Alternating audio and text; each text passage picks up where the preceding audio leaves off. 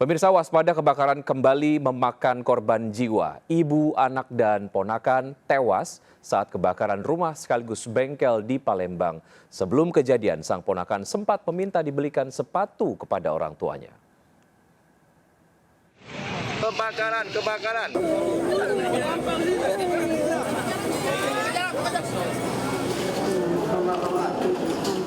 Suasana duka menyelimuti saat ketiga jenazah yang masih satu keluarga korban kebakaran dibawa keluarga untuk dimakamkan. Ratusan orang mengantarkan pemakaman ketiganya di TPU Kandang Kawat Ilir Timur 2 Palembang, Kamis malam. Ketiganya dimakamkan berdekatan. Orang tua korban mengaku anaknya Lydia yang ikut menjadi korban telah lama tinggal di rumah Rohani yang merupakan tantenya. Pagi subuh sebelum kejadian, Lydia sempat menghubunginya, minta dibelikan sepatu baru. Kerjanya di kantor jam 6, jadi saya subuh jam 4.25 sudah teleponan. Untuk Lydia memang sehari-hari tinggal di situ atau gimana? Tinggal sama sepupu memang di situ. Tamu Ayu Meganya yang meninggal tadi kan ibunya. Informasi kemarin terakhir sempat dibelikan sepatu ya. Kebakaran. Jalan Perintis Kemerdekaan. Kebakaran yang terjadi pada rumah sekaligus bengkel di Jalan Perintis Kemerdekaan Ilir Timur 2 Palembang terjadi Kamis pagi sempat mengejutkan warga. Api dengan cepat membesar karena lokasi banyak menyimpan bahan mudah terbakar. Akibatnya 3 orang penghuni rumah yang merupakan ibu dan anak serta keponakannya meninggal dunia. Selain itu 3 lainnya mengalami luka-luka. Dari Palembang, Sumatera Selatan, Firdaus iNews melaporkan. Pemirsa, tidak berempati, sopir truk trailer nekat menerjang banjir dengan kecepatan tinggi di Pekanlabuhan, Medan, Sumatera Utara. Warga kesal meluapkan emosi melempari kaca truk hingga rusak.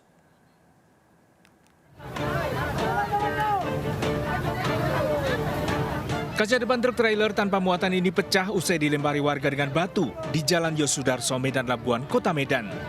Warga kesal meluapkan emosi karena supir truk ini ugal-ugalan melaju kencang di tengah genangan banjir. Mereka geram karena air bergelombang tinggi setelah dilewati truk yang melaju kencang mengganggu warga yang berada di sejumlah posko banjir di pinggir jalan. Karena kenceng dia, jadi air itu keceprat ke jalan, kenai orang itu. Makanya dilempari. Jadi supirnya tadi kayak mana, Pak? Ini selamat orang juga. Selamat ya. Meski dalam kondisi kaca rusak, truk tetap bisa melanjutkan perjalanan. Banjir yang mengenangi kawasan Medan Labuan ini akibat tanggul Sungai Deli jebol. Sejumlah warga korban banjir masih disibukkan dengan mengevakuasi barang-barang berharga. Sebagian lainnya memilih untuk mengungsi. Dari Medan, Sumatera Utara, Yuda Bahar, iNews melaporkan. Ya, pemirsa, sungguh memprihatinkan di saat warga berjuang memiliki rumah bersubsidi. Ratusan rumah di Deli Serdang diterjang banjir setinggi atap akibat tanggul jebol. Kini lebih dari 250 kepala keluarga terkepung banjir. Mobil merah, itu mobil tuh sampai merek. Dalam rekaman video amatir, warga perumahan bersubsidi Villa Patumbak Permai, Jalan Pelajar Marindal 1, Deli Serdang menyelamatkan diri dengan cara naik ke atap mobil setelah banjir mengenangi permukiman mereka. Banjir bandang akibat tanggul sungai di dekat perumahan jebol, tak kuat menahan debit air pasca diguyur hujan deras. Lebih dari 250 kepala keluarga terkurung banjir. Di beberapa titik ketinggian banjir mencapai atap rumah. Banyak kendaraan dan harta benda tak sempat diselamatkan. Satu hari sebelumnya tanggul jebol dari perumahan Puri. Jadi ini memang yang paling parah. Memang sudah beberapa kali kejadian di sini, namun ini yang paling terparah. Sampai berapa bang ketinggian air? Lebih dari 1,5 meter. TNI dan Polri diturunkan untuk mengevakuasi warga yang bertahan di atap rumah. Selain perumahan Villa Patumbak Permai, banjir juga mengenangi perumahan Tani Asli. Petugas memindahkan 20 jenazah dari makam di TPU Cikutra, Kota Bandung karena dikhawatirkan terkena abrasi sungai. Sebelumnya pasca diterjang banjir, sejumlah makam di komplek pemakaman ini rusak tergerus arus banjir. 2 jenazah nyaris terseret banjir. Tim kontributor iNews melaporkan. Bribtu Johannes Abdi Sibarani, personel Dalmas Sat Samapta Polresta Deli Serdang nekat berenang di tengah banjir setinggi 2 meter demi menyelamatkan seorang lansia yang terjebak banjir di Desa Tumpatan Nibung, Batangkuis. Korban terjebak banjir bandang saat bekerja di ladang. Gubuk tempatnya berlindung di ladang hanyut terseret banjir. Namun karena banjir terlalu tinggi, korban tak berani menerobos genangan. Dibantu sejumlah warga, Bribtu Yohanes berhasil mengevakuasi korban. Aksi heroik Bribtu Yohanes menuai pujian dari masyarakat setempat. Begitu juga dengan Kapolresta Deli Serdang, Kombes Pol Rafael Sandi, yang memberikan apresiasi kepada Bribtu Yohanes. Mengingat curah hujan masih tinggi di wilayah Deli Serdang, masyarakat diminta untuk tetap waspada. Dari Kabupaten Deli Serdang, Sumatera Utara, Amiruddin, iNews melaporkan. Sementara itu di Jakarta, pemirsa, aktivitas warga terganggu akibat selama 2 hari ratusan rumah di Kapuk Muara Penjaringan terendam banjir. Warga yang tinggal di pengungsian juga terserang penyakit gatal-gatal.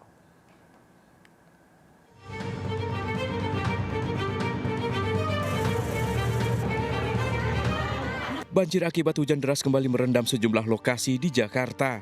Hingga saat ini banjir masih merendam ratusan rumah di wilayah Kapuk Muara, Penjaringan, Jakarta Utara. Akibatnya banyak warga terdampak kini mulai terserang penyakit gatal-gatal. Sementara itu di wilayah Cawang, banjir yang sempat merendam ratusan rumah hingga ketinggian 2 meter kini mulai surut. Wakil Presiden Gibran Rakabuming Raka sempat mengunjungi warga terdampak banjir di pemukiman padat Kebonpala yang mengungsi. Gibran sempat membagi-bagikan susu pada warga korban banjir. Dari Jakarta, Tim Liputan iNews melaporkan. Pemirsa, siap-siap ojek online tidak akan lagi bisa menikmati BBM bersubsidi Pertalite. Menteri SDM Bahlil Lahadalia menyebutkan bahwa kendaraan berplat kuning yang boleh isi BBM bersubsidi.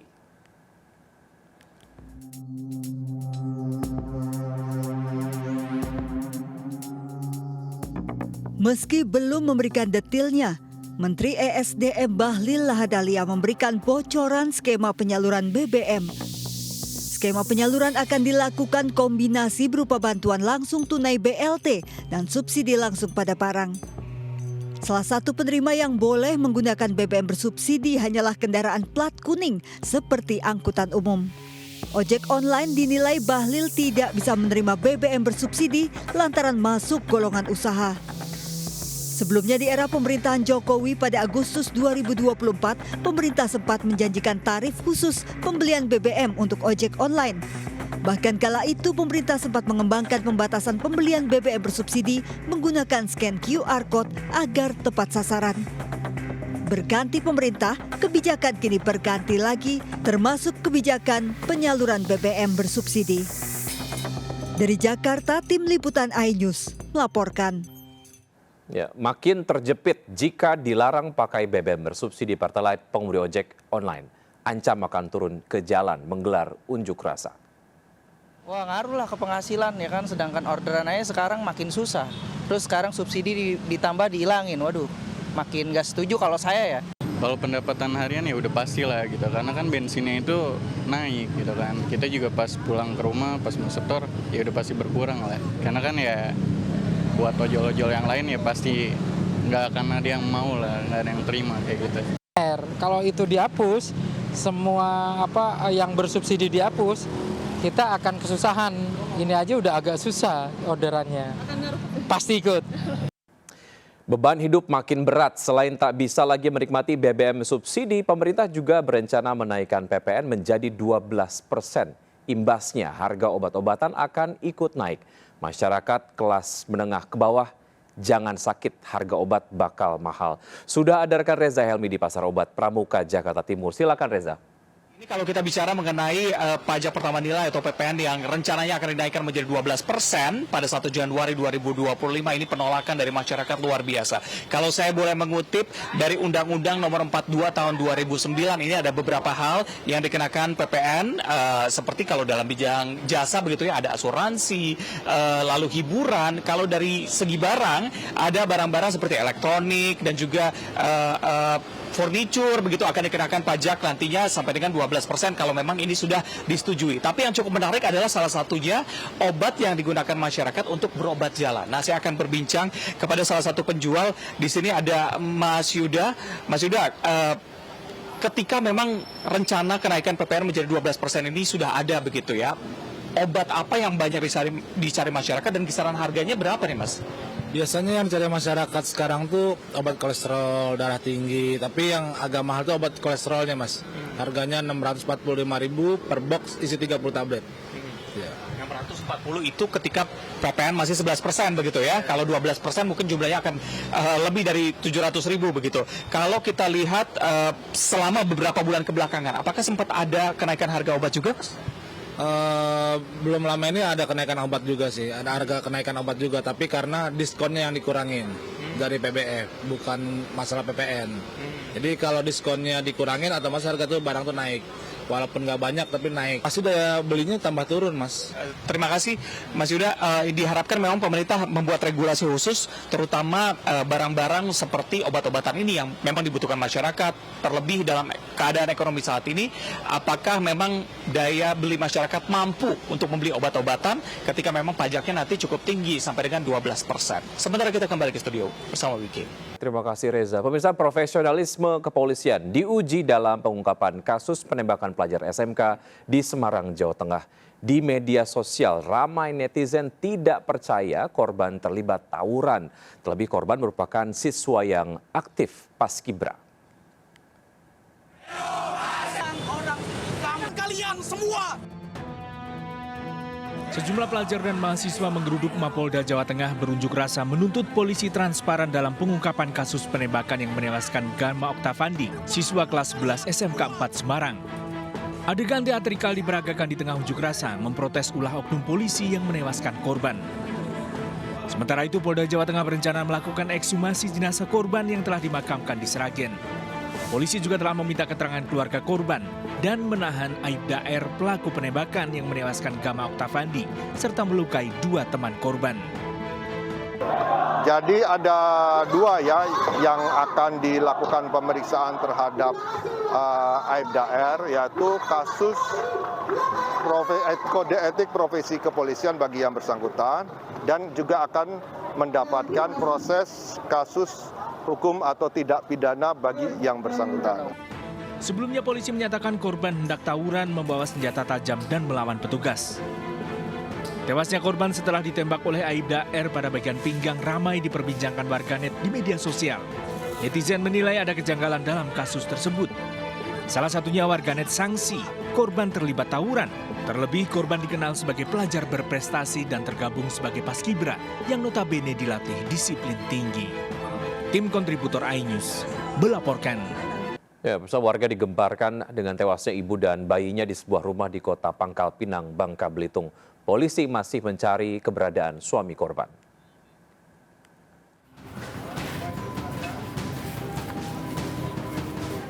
Warga digemparkan dengan tewasnya ibu dan anak bayinya berusia 1 tahun di perumahan Kelurahan Tamberan, Kota Pangkal Pinang, Bangka Belitung. Polisi yang melakukan olah TKP mendapati kedua korban mengalami luka parah. Warga mengaku sering mendengar korban yang berprofesi sebagai penjual gas LPG cekcok dengan suaminya.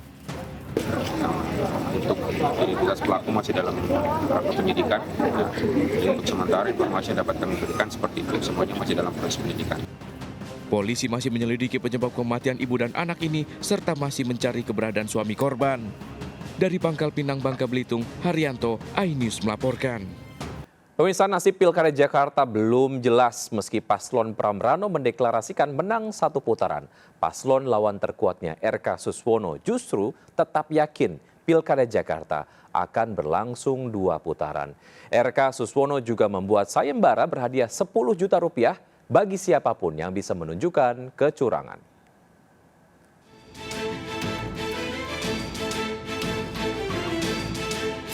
Hasil Pilkada Jakarta masih abu-abu. 2 paslon terkuat punya sikap berbeda merespon hasil perolehan suara. Paslon nomor urut 3 Pramrano telah mendeklarasikan kemenangan 1 putaran setelah seluruh TPS DKI selesai 100% mengunggah foto Form C hasil rekapitulasi ke website KPU. Pramrano mengklaim meraih suara 50,07%, yaitu 50% plus 2.943 suara. Bahwa pasangan calon nomor 3, Mas Pram Bangdul, telah memenangkan konsentrasi Pilgub DKI Jakarta dalam satu putaran dengan perolehan 50,07%. RK Suswono tetap yakin belum ada paslon yang meraih suara 50+1% sehingga Pilkada Jakarta akan berlangsung 2 putaran. Paslon yang kalah suara sementara kini menyoroti dugaan kecurangan, bahkan menggelar sayembara berhadiah 10 juta rupiah bagi siapapun yang bisa menunjukkan kecurangan dan merugikan paslon nomor urut 1. Kecurangan yang pertama, adanya pembagian sembako. Kedua, money politik. Ketiga, pencoblosan surat suara sebelum digunakan oleh KPU. Setelah seluruh TPS di Jakarta mengunggah form C1, KPUD memulai perhitungan manual berjenjang. Hasil resmi dari KPU akan diumumkan 15 Desember 2024. Tim Liputan iNews melaporkan. Nah, ngomong-ngomong soal sayembara, ada juga nih sayembara berhadiah uang fantastis 8 miliar rupiah bagi siapapun yang bisa menemukan buronan KPK Harun Masiku. Sayembara digelar oleh Marwarar Sirait, ex-politisi PDIP, yang kini bergabung ke Partai Gerindra.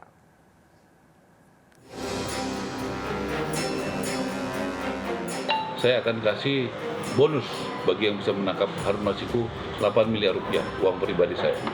Ya, supaya semangat, supaya tidak ada negara di negara ini yang kebal hukum. Politisi Gerindra Marwarar Sirait menggelar sayembara Harun Masiku. Mantan politisi PDIP itu rela merogoh kocek pribadi 8 miliar rupiah bagi siapapun yang bisa menemukan Harun Masiku. Ya, Mas Hasto, kita cari Harun Masiku sama-sama ya, supaya jelas terang menerang, ya.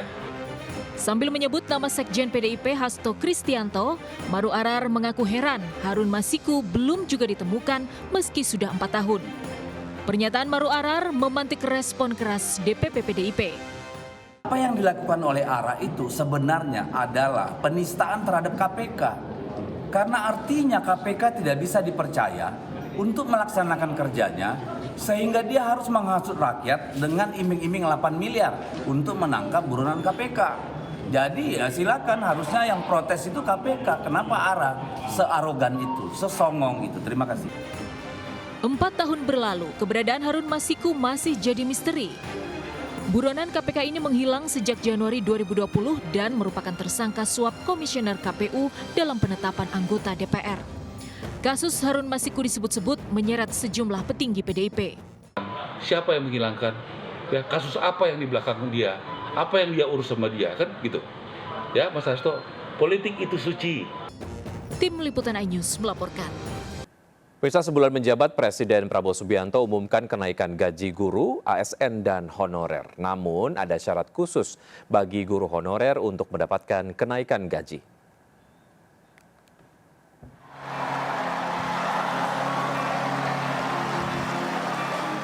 Ini adalah upaya kami dan ini akan kami upayakan terus. Presiden Prabowo Subianto menangis di hadapan ribuan guru sekolah pada peringatan Puncak Hari Guru Nasional di Velodrome Rawamangun, Jakarta Timur, usai mengumumkan kenaikan gaji guru. Kenaikan gaji berupa tunjangan dana kesejahteraan. Tahun depan guru ASN akan mendapat tambahan 1 kali gaji pokok. Sementara guru honorer non-ASN naik 2 juta rupiah dengan syarat telah mendapat sertifikasi pendidikan profesi guru. Tambahan 2 juta pada guru honorer non-ASN di luar gaji yang diterima dari sekolah tempatnya mengajar. Kenaikan gaji guru ini merupakan salah satu janji kampanye Prabowo. Usaha Menteri Pendidikan Dasar Menengah, usaha Menteri Keuangan, saya ingin menyampaikan terima kasih dan penghargaan yang sebesar-besarnya untuk para guru di seluruh Indonesia. Tahun 2025 anggaran untuk kesejahteraan guru ASN dan non-ASN naik 16,7 triliun rupiah menjadi 81,6 triliun rupiah. Dari Jakarta, Tim Liputan iNews melaporkan.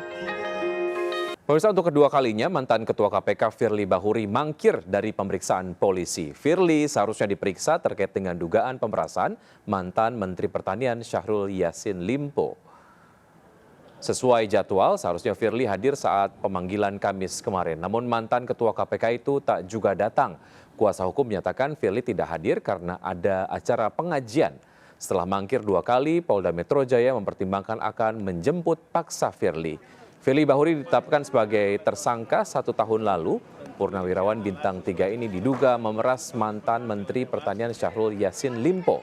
Firly diduga menerima suap atas penanganan kasus hukum yang menjerat SYL. Firly dijerat pasal berlapis yaitu gratifikasi, tindak pidana pencucian uang, hingga pelanggaran kode etik Ketua KPK.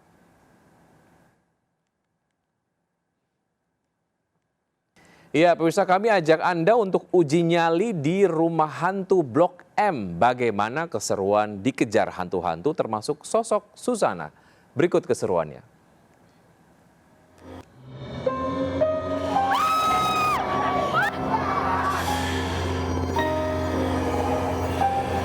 Ya pemirsa, kalau Anda ingin uji adrenalin yang di luar nalar, langsung aja datang ke sini, rumah hantu Blok M. Di sini yang nguji langsung hantunya. Ayo ikuti saya.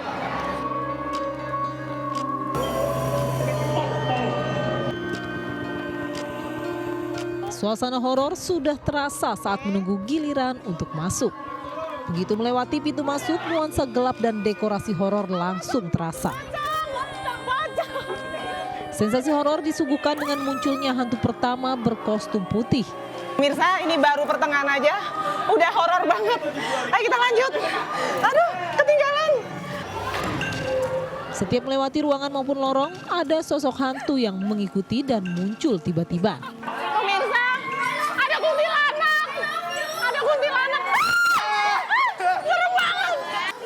Pemirsa, ini serem banget pemirsa, sumpah serem banget. Meski tergolong cukup singkat, namun sangat berhasil membuat saya dan pengunjung lain lari dan ketakutan. Kacau sih, apalagi seru banget kan, rame-rame, exciting itulah kalau ke rumah-rumah hantu gini. Bareng-bareng ya. Iya. Rumah hantu Blok M berhasil mengembalikan kejayaan film horor khas 90-an. Terinspirasi karena banyak yang suka nonton film dari zaman dulunya, akhirnya bikin rumah hantu di mana konsep-konsepnya dari film-film zaman dulu. Dari detail bangunannya, dari detail poster-poster dan grafisnya itu memang kita mengangkat konsep seperti itu. Nah, gimana nih? Berani mencoba? Dari Jakarta, Fitri Ramadhani, Rizky Solehudin melaporkan.